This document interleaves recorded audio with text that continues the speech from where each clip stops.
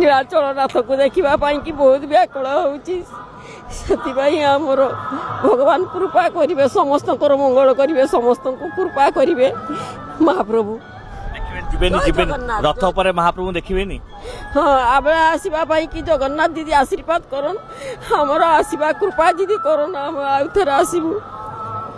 ମା ଆଜି ତ ଗୁଣ୍ଡିଚା ମନ୍ଦିରରେ ପ୍ରବଳ ଭକ୍ତଙ୍କ ଗହଳି ମହାପ୍ରଭୁ ଦେଖିବା ପାଇଁ, ଆପଣ ଏଠି ଅପେକ୍ଷା କରିଛନ୍ତି, ଶ୍ରୀମନ୍ଦିର କଣ ପାଇଁ ଅପେକ୍ଷା କରିଛନ୍ତି? ଅପେକ୍ଷା କରିଛି ପ୍ରଭୁଙ୍କ ଉଦ୍ଦେଶ୍ୟରେ ନିଶ୍ଚିତ ବାପା ଅପେକ୍ଷା କରିଛି। ତେବେ ଏବେ ଭିତରେ ଟିକେ ଦେଖିକି ଆସିଲି, ପ୍ରଭୁଙ୍କୁ ଦର୍ଶନ, ପତିତ ପାବନକୁ ଦର୍ଶନ କଲି। ଆଉ ପ୍ରଭୁଙ୍କ ଉପରେ ତ ଭରସା ବହୁତ ବିଶ୍ୱାସ ଅଛି, ତାଙ୍କର ଆସିବା ଆଗମନକୁ ବାଟ ଚାହିଁକି ଅଛି। ପ୍ରଭୁ ତ ଆଜି ଆସିବେ, ରଥ ଉପରେ ଆସିବେ ଆଜି।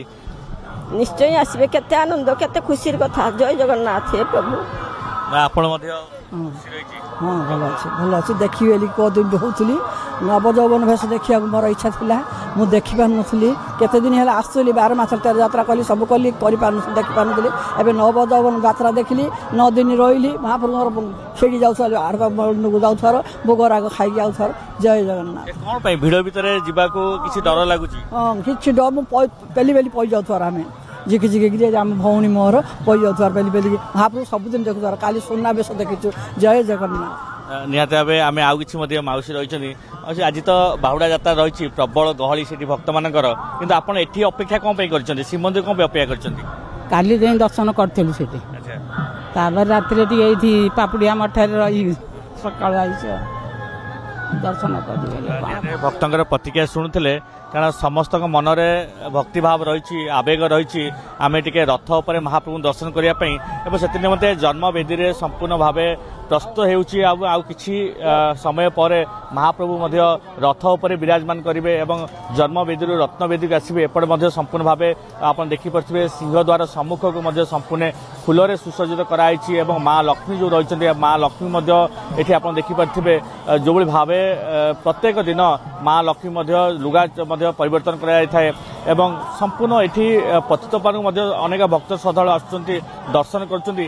ୟାର ଭିତରେ ଏକ ଆଧ୍ୟାତ୍ମିକ ପରିବେଶ ମଧ୍ୟ ସୃଷ୍ଟି ହୋଇଛି, ଯେହେତୁ ମହାପ୍ରଭୁ ରଥ ଉପରେ ବିରାଜମାନ କରିବେ ଏବଂ ରତ୍ନବେଦୀକୁ ଆସିବେ। ଏଥିନିମନ୍ତେ ସମସ୍ତଙ୍କ ମନରେ ବ୍ୟାକୁଳତା ରହିଛି, ଯେହେତୁ ଆମେ କହିବା ଯେତେବେଳେ ଜନ୍ମବେଦୀ ଛାଡ଼ି ମହାପ୍ରଭୁ ରତ୍ନବେଦୀକୁ ଆସୁଛନ୍ତି, ଏଠି ମଧ୍ୟ ରତ୍ନବେଦୀ ସମ୍ମୁଖରେ 3 ରଥ ଦଣ୍ଡାୟମାନ ରହିବ, 3 ରଥ ଉପରେ ମହାପ୍ରଭୁ ବିରାଜମାନ ହେବେ। ଏଠି ମଧ୍ୟ ମହାପ୍ରଭୁଙ୍କୁ ଦର୍ଶନ କରିବା ପାଇଁ ଗହଳି ଚହଳି ଲାଗି ରହିବ, କିନ୍ତୁ ୟାରି ଭିତରେ କିଛି ଭକ୍ତଙ୍କର ମଧ୍ୟ ଉତ୍କଣ୍ଠା କମି ନାହିଁ ଏବଂ ଶ୍ରୀମନ୍ଦିରରେ ମଧ୍ୟ ପ୍ରବଳ ଗହଳି ରହିଛି। ଏଥିନିମନ୍ତେ ମଧ୍ୟ ମହାପ୍ରଭୁଙ୍କୁ ଆସିବା ପାଇଁ ମଧ୍ୟ ସମ୍ପୂର୍ଣ୍ଣ ଭାବେ ଶ୍ରୀମନ୍ଦିରକୁ ଫୁଲରେ ସୁସଜ୍ଜିତ କରାଯାଇଛି ଏବଂ ସମସ୍ତଙ୍କର ଅପେକ୍ଷା ରହିଛି ଏଠି ମହାପ୍ରଭୁଙ୍କୁ ସ୍ୱାଗତ କରିବା ପାଇଁ। କିନ୍ତୁ ଅନେକ ଭକ୍ତ ଶ୍ରଦ୍ଧାଳୁ ଯେଉଁ ଅଛନ୍ତି, ସେ ଭିଡ଼ ଭିତରେ ମଧ୍ୟ ଯାଇପାରୁନାହାନ୍ତି ଏବଂ ସେ ଭିଡ଼କୁ ଆଖି ଆଗରେ ରଖି ସେ ଶ୍ରୀମନ୍ଦିର ନିକଟରେ ଅପେକ୍ଷା କରିଛନ୍ତି ମହାପ୍ରଭୁଙ୍କୁ ଦେଖିବା ପାଇଁ। ଆପଣ ଦେଖିପାରୁଥିବେ, ସହଯୋଗୀ କହିବି ପତିତପାବନ ମଧ୍ୟ ଆପଣଙ୍କୁ ଦେଖାଇବେ ଏବଂ ଯେହେତୁ ମଙ୍ଗଳ ଆଳତୀ ଚାଲିଛି ଏବଂ ସବୁ ଭକ୍ତ ଶ୍ରଦ୍ଧାଳୁ ଯେତେବେଳେ ଆସୁଛନ୍ତି, ସେ ପତିତପାବନକୁ ଦର୍ଶନ କରୁଛନ୍ତି, ଯେହେତୁ ମହାପ୍ରଭୁ ଶ୍ରୀମନ୍ଦିରରେ ନାହାନ୍ତି ଏବଂ ମହାପ୍ରଭୁଙ୍କୁ ଅପେକ୍ଷା କରୁଛନ୍ତି ଭକ୍ତ ଶ୍ରଦ୍ଧାଳୁମାନେ ଏବଂ ସେଥି ନିମନ୍ତେ ସମ୍ପୂର୍ଣ୍ଣ ଶ୍ରୀମନ୍ଦିର ମଧ୍ୟ ସଜେଇ ହୋଇଛି ଏବଂ ଏଠି ମଧ୍ୟ ଅପେକ୍ଷା କରିଛନ୍ତି ଅନେକ ଭକ୍ତ ଶ୍ରଦ୍ଧାଳୁ ଏବଂ ପାର୍ଶ୍ୱ ଦେବାଦେବୀ